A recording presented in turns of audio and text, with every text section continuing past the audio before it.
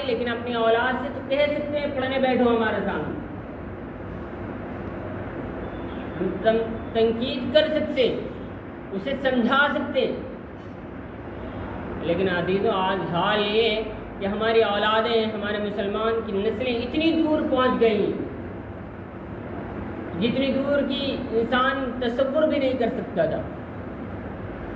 آج دوسرے آپ دیکھ لیجیے، ایک عیسائی مذہب ہے، یہودی مذہب ہے، ایک بچہ ان کے مسلک کی جو کتاب ہے، توریت ہے، زبور، کچھ بھی ہو، ان کے مسلک کی جتنی کتابیں ہیں ساری کی ساری ایک بچے سے سن لیجیے۔ آج ہماری نسلیں آج ایسی ہوئی کہ بوڑھے ہو گئے ہیں لیکن سورہ فاتحہ یاد نہیں ہے کسی کو، ثنا کسی کو یاد نہیں، سجدے میں کیا پڑھایا تھا یہ ہمیں یاد نہیں۔ اگر کہہ دی جائے کہ زبان کی نیت ایک کر کے بتلاؤ، دل کی نیت تو ایک علیحدہ بات ہے، زبان کی نیت کر کے بتلاؤ، زبان سے کس طریقے سے ہم نیت کرتے ہیں، تو ہو سکتا ہے کہ ہم میں سے کئی ایسے ہوں جو ڈھنگ سے بتا نہ پائیں۔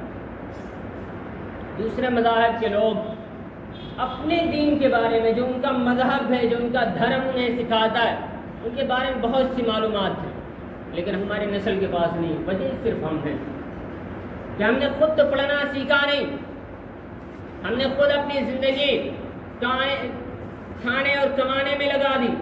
بچوں کو بھی اسی طریقے سے، جا رہا ہے اسکول تب ٹھیک ہے، نہیں جا رہا ہے تب بھی ٹھیک ہے۔ کیا ہم اس قابل ہو گئے کہ بالکل بچے کے ایک ماں باپ نہیں بنے، یا ماں باپ کا جو حق ہے وہ ہم نے غائب کر دیا، وہ ہم نے ختم کر دیا؟ ماں باپ کے اوپر تو حق یہی بنتا ہے کہ بچے کی ہر حال میں پکڑ کی جائے، کسی بھی حالت میں ہو۔ ایک زبان اگر وہ غلط بول رہا ہے تو فوراً اس کی پکڑ کرے، کیونکہ اگر آج وہ غلط بولے گا، آج ہم اسے سہ لیں گے، کل وہ ہمیں غلط بولے گا۔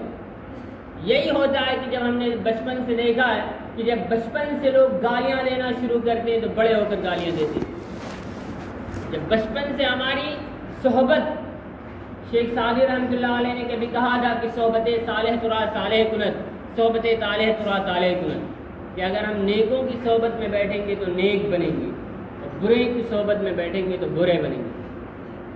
ہمارا بیٹھنا کسی اللہ والے کے پاس نہیں، ہمارا بیٹھنا کسی نمازی اور کسی حاجی کے پاس نہیں، ہمارا بیٹھنا کسی عالم اور حافظ کے پاس نہیں، جیسے ہمیں اس سے بدتر انسان کے پاس بیٹھنا گوارا کرتے ہیں۔ ہمیں حافظ کے پاس بیٹھنے میں شرم آ رہی، ہمیں ایک نمازی انسان کے پاس بیٹھنے میں شرم آ رہی، ہمیں ایک پڑھے لکھے انسان کے پاس بیٹھنے میں شرم آ رہی، ہاں ایک جواری آدمی ہوں اس سے مزے لے رہے ہیں، ایک شرابی آدمی ہوں اس سے مزے لے رہے ہیں، ایک دین سے بالکل علیحدہ رائے کا انسان ہو اس سے مزے لے رہے ہیں، اس سے ہم اپنی دوستی کو قائم کیے ہوئے ہیں۔ ایسے شیخ سعدی رحمۃ اللہ نے کبھی کہا تھا کہ خود تو صنم ڈوبے ہیں، تم کو بھی لے ڈوبیں گے۔ آج وہی ہمارے ساتھ ہے، ہم نے اپنا بیٹھنا، ہم نے اپنا اٹھنا ایسی جگہوں پہ بنا رکھا ہے جن سے ہمارا دنیا تو بگڑ ہی رہی ہے لیکن آخرت سب سے زیادہ بگڑ رہی ہے۔ ہم اپنے اٹھنا اور بیٹھنا سے ہی کریں۔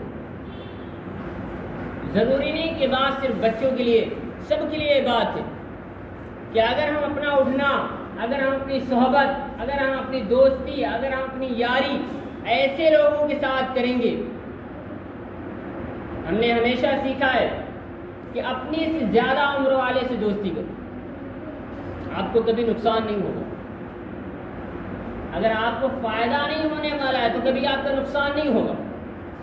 آپ نوجوان ہیں، کسی اپنے سے زیادہ عمر والے سے دوستی کر کے دیکھیے، وہ آپ کو غلط راستے پر نہیں لے جائے گا، وہ آپ کو بری بات نہیں بتلائے گا۔ اگر نیک بات بتا نہیں سکتا ہے تو بری بات سکھلائے گا نہیں۔